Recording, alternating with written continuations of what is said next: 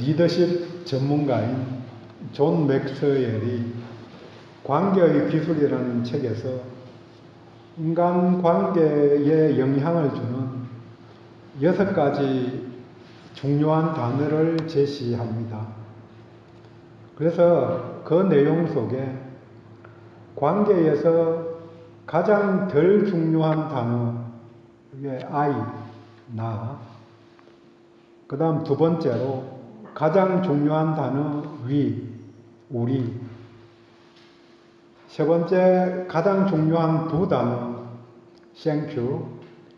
이렇게 6단어까지 계속 나가는데 뒤는 생략하고, 그러니까 덜 중요한, 물론 내가 중요하죠. 그렇지만 관계 속에서는 I가 덜 중요하고, 그 다음에 we, 우리라는 정신이 중요하고, 거기다가 고맙습니다, 감사를 표현하는 것도 굉장히 중요한 거죠.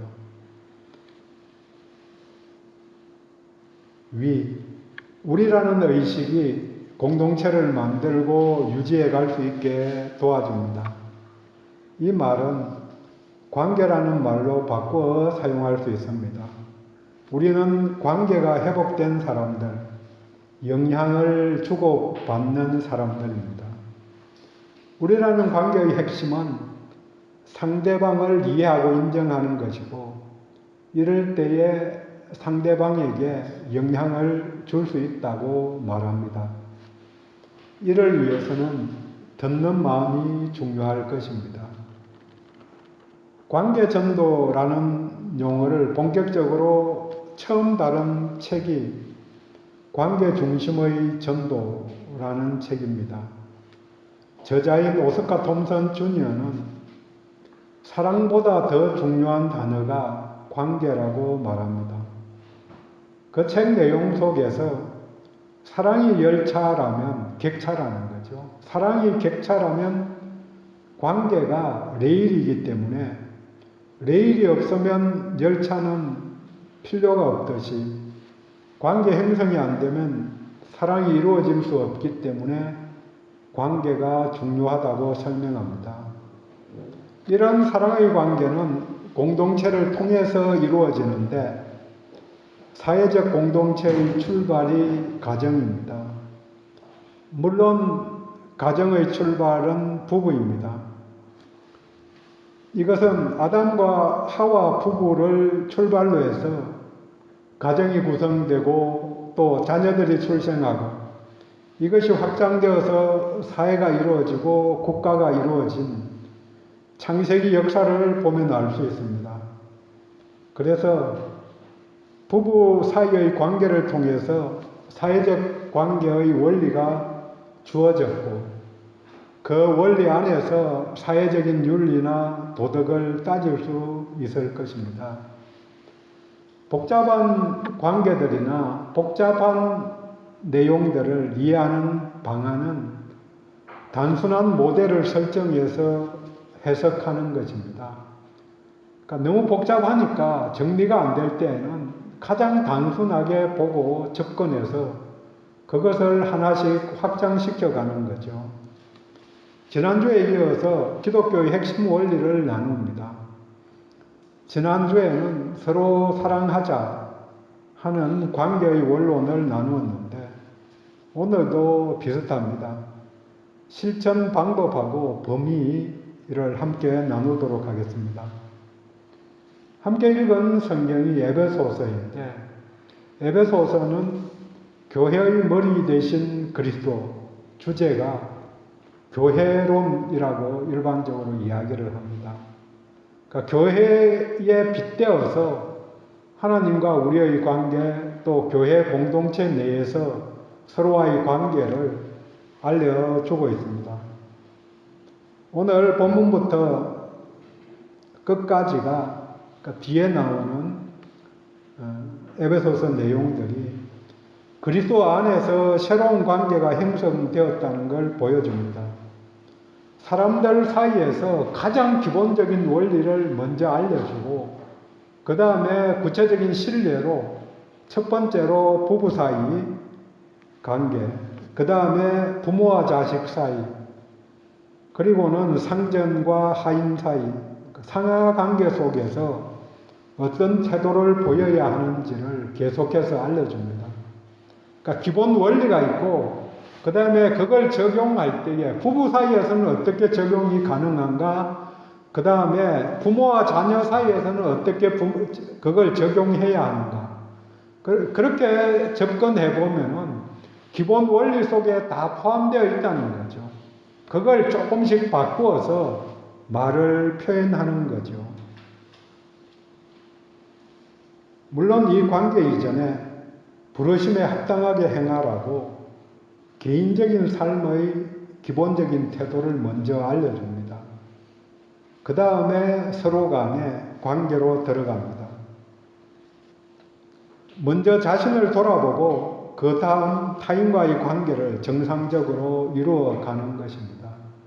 물론 관계 속에서, 인간관계 속에서는 상대방과의 관계를 이루어가면서 또 자신을 돌아보고, 그 다음에 그걸 바탕으로 해서 새로운 시도를 하고 그 결과가 어떻게 되는지를 보고 다시 나를 고쳐가고, 이런 게 동시에 필요하죠.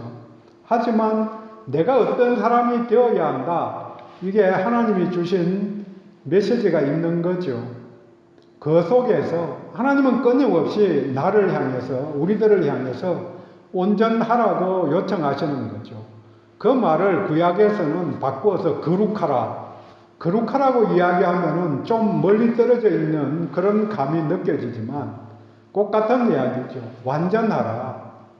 그 완전함 속에서는 흠이 없는 것, 그 다음에 적극적으로 해야 할 일들을 실천하는 것, 이렇게 나 자신을 갖추는 게 필요하지만 나 자신은 다른 사람들과의 관계 속에서 나를 볼 수밖에 없는 거거든요. 내 잘못을 보는 결정적인 방법이 공동체 속에 속할 때만 보는 거죠. 남들이 잘못하는 걸 볼 때에 나도 저런 부분이 있는 게 보이거든요. 온전히 저 사람들만 잘못인가? 결코 아니죠. 나도 그렇게 할 만한 사람인데 내가 마음을 바꾸어서 그렇게 안 할 때도 있고 어떤 때는 그렇게 행할 때도 있는 거죠. 그런 걸 계속 보면서 나를 이루어가는 것, 내가 어제와 다른 완성된 지체로 되어져 가는 것, 그걸 하나님께서 원하시는 거죠. 함께 읽은 본문은 인간관계의 기본 태도와 남편과 아내가 가져야 할 태도를 제시해 줍니다. 행동과 태도가 좀 다르죠. 태도라는 용어를 제가 씁니다.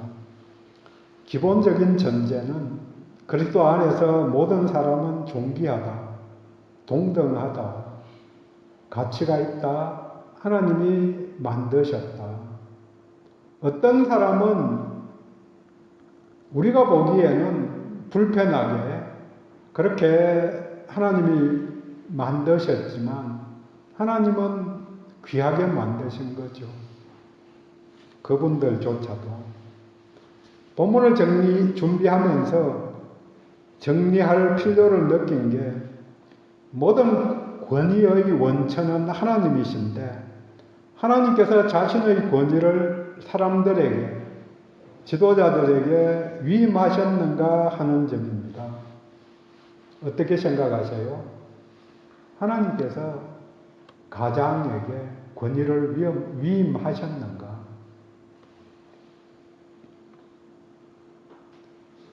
단순하게 부모에게 자녀에 대한 권위를 위임하셨는가? 당연하게 생각이 들죠. 당연히 하나님이 부모에게 권위를 위임하셨기 때문에 부모에게 순종해야 한다는 것인데 전제를 먼저 생각해야 합니다. 어떤 명령이 주어질 때 정황도 있고 전제로 된 말씀이 있거든요. 하나님이 내가 너희를 축복하리라 이렇게 말씀하셨는데 그것만 듣고 따라가면 안 되죠. 어떤 자를 축복하는가 그 앞에 단서 조항이 있거든요. 나를 믿고 따르는 자들, 그런 단서 조항들이 있다는 걸 대부분은 있고, 그냥 하나님이 만드셨으니까, 물론 그렇게 해서 복받는 사람들도 많이 있지요.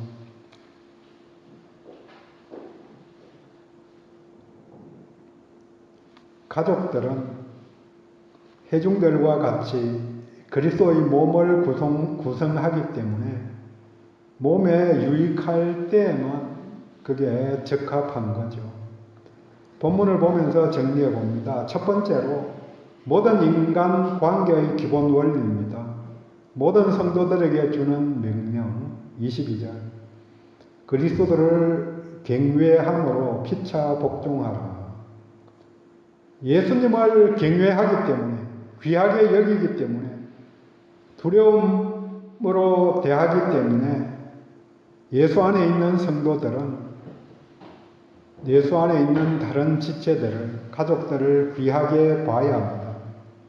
복종한다는 말은 권위 아래에 있다는 말인데 겸손한 태도를 이야기합니다. 아래에 있다. 이 태도는 절대적인 지침입니다. 복종한다는 것은 행동을 순종한다는 의미와는 조금 다릅니다. 한 인격이기 때문에, 예수가 그와 함께 하기 때문에 그 안에 있는 예수를 존경하고 그 인격을 존중하는 것입니다. 행실에 관계없이 사람으로 보는 것입니다. 그러니까 겸손하게 대응하라는 것입니다.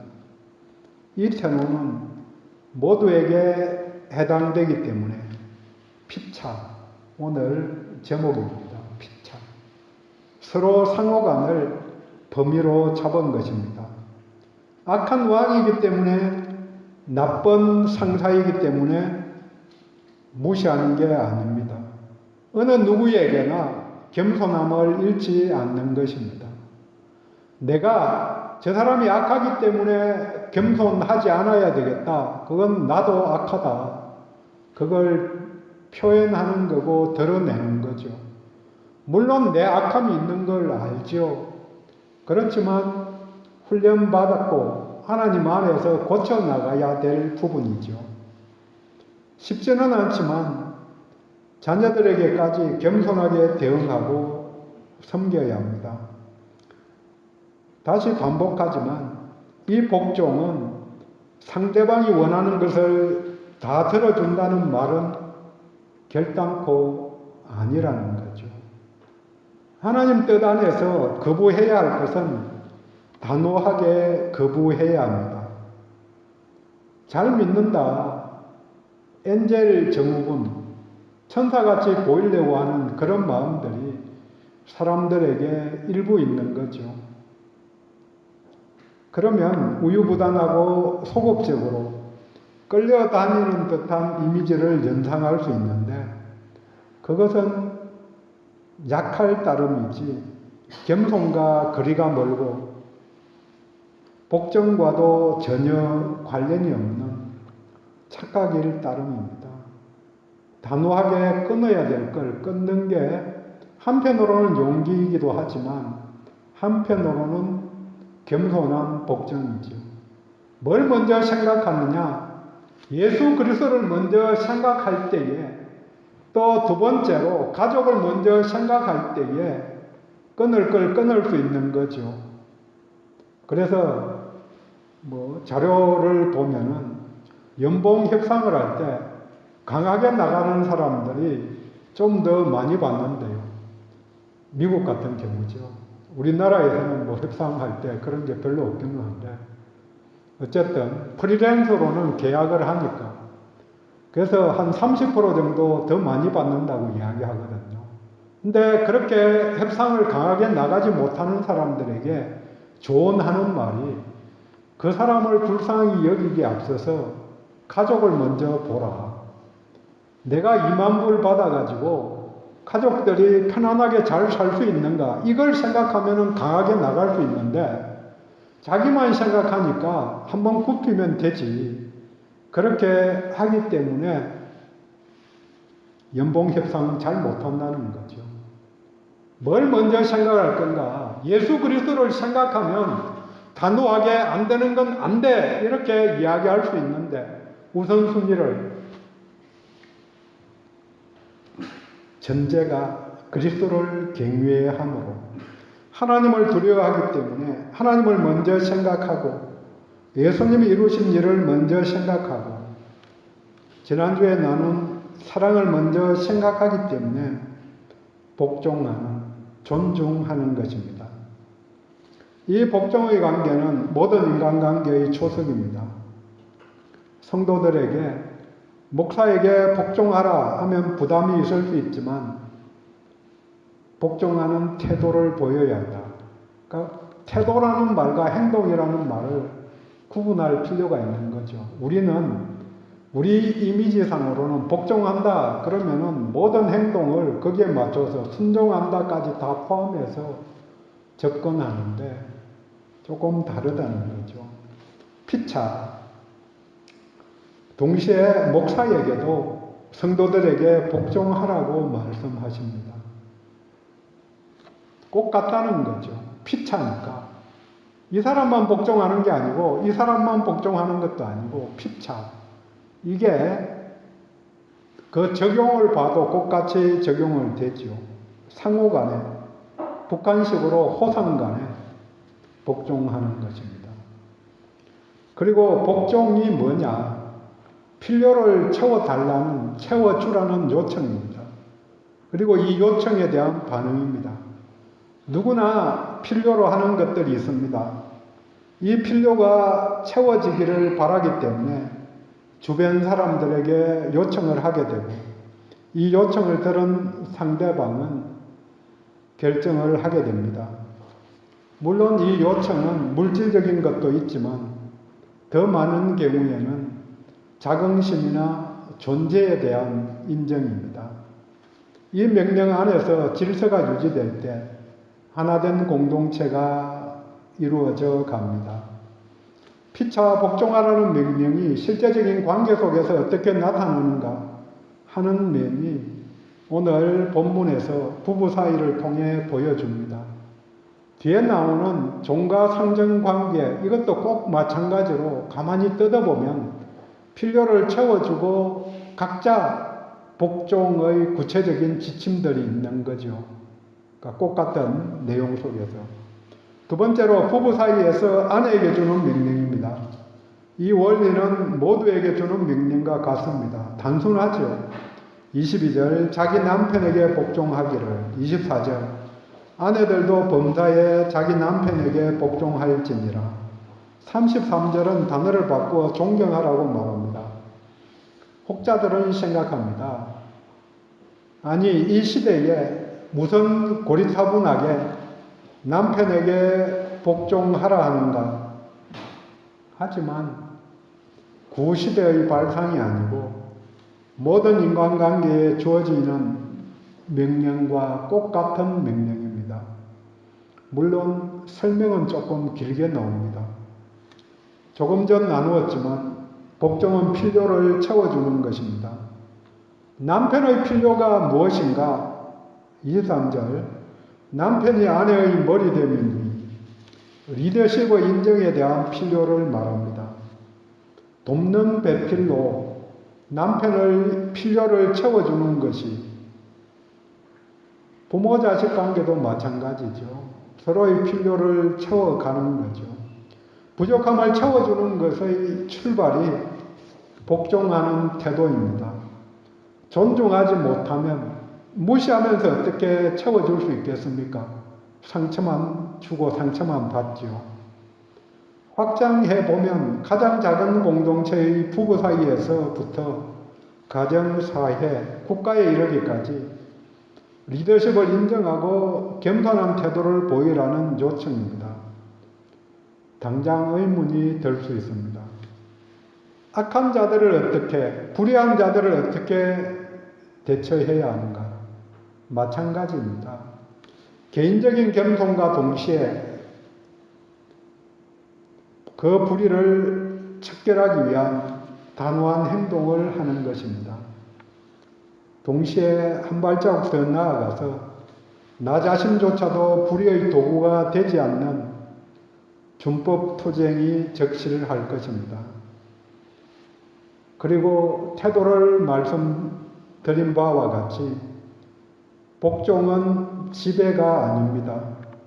하나님만이 권위를 가지고 통치하시지 사람들에게 모든 걸 위임하지 않으셨다는 거죠. 억압 아래서 강제적으로 실행하는 게 아니고 최악의 경우에도 그분이 가신 십자가의 길을 따라가는 일일 따름입니다. 이 복종의 구체적인 예를 24절에 교회가 그리스도께 하듯 23절 교회의 머리가 그리스도이시니 머리가 내리는 명령에 복종해서 움직이는 것 가정에서도 남편이 아내의 머리라고 말합니다. 교회가 그리스도께 복종하고 있어야 함이 명백한데 실제로 그렇게 하고 있는가? 이것을 제대로 보여주지 못하고 알지 못하기 때문에 가정에서도 잘 이루어지지 않고 있는 것 아닌가 하는 생각을 해봅니다. 교회 공동체 속에서 머리 대신 주인 대신 그리스도가 잘 드러나야 합니다. 이것을 보고 가정도 그리스도 안에서의 공동체가 되기를 원합니다. 복종하는 태도의 공동체입니다. 마지막 명령이 남편에게 주는 명령입니다. 25절 남편들아 아내 사랑하기를 33절 너희도 각각 자기의 아내 사랑하기를 아내를 사랑하라. 지난주에 피차 사랑하라.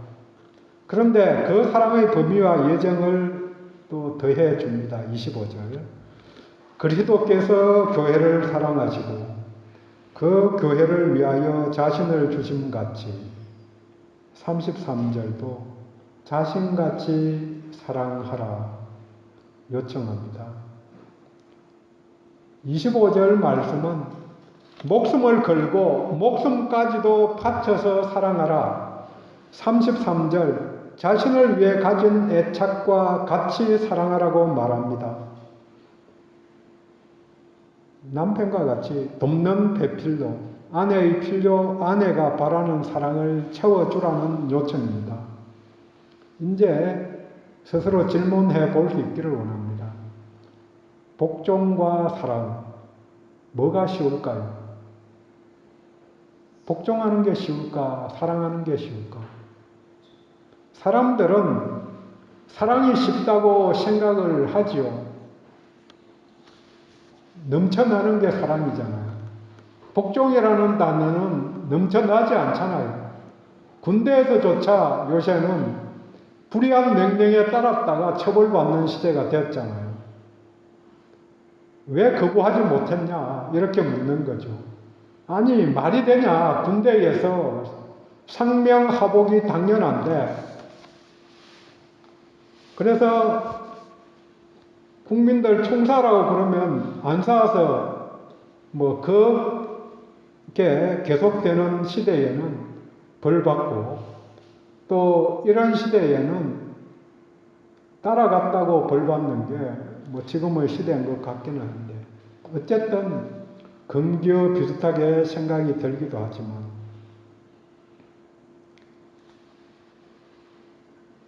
대상을 볼 때 복종은 누구에게나 하라고 한 거죠. 그걸 남편에게도 똑같이 하라.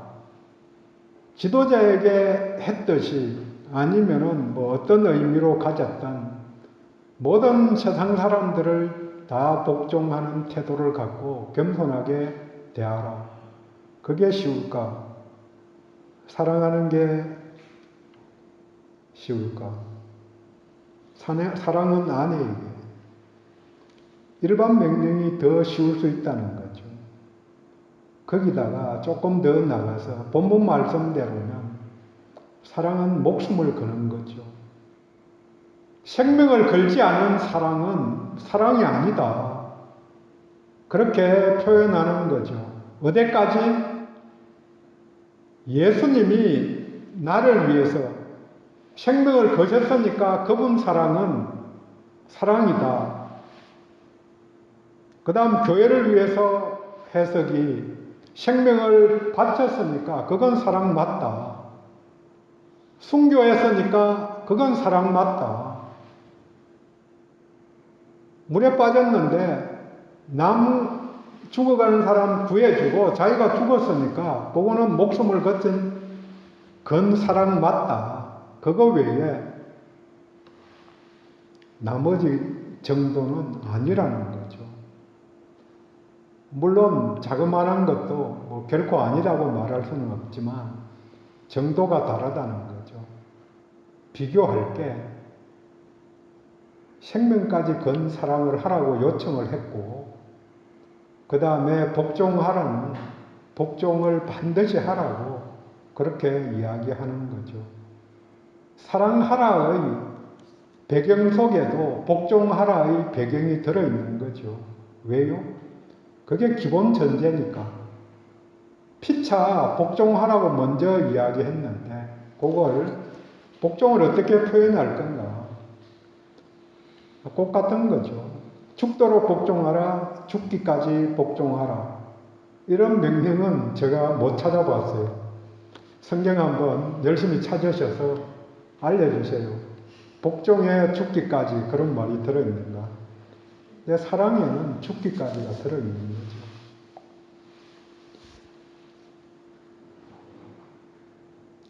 예수님이 하나님께 죽기까지 복종하셨지만 아버지의 뜻에 사랑으로 순종한 것이 따름입니다.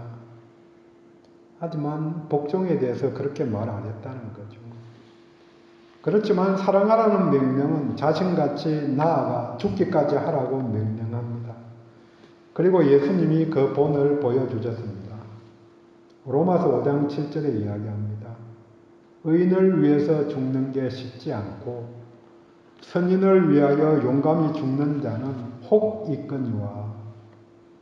5장 8절 잘 외우는 구절이죠. 우리가 아직 죄인 되었을 때에 그리스도께서 우리를 위하여 죽으심으로 하나님께서 우리에 대한 자기의 사랑을 확정하셨느니라.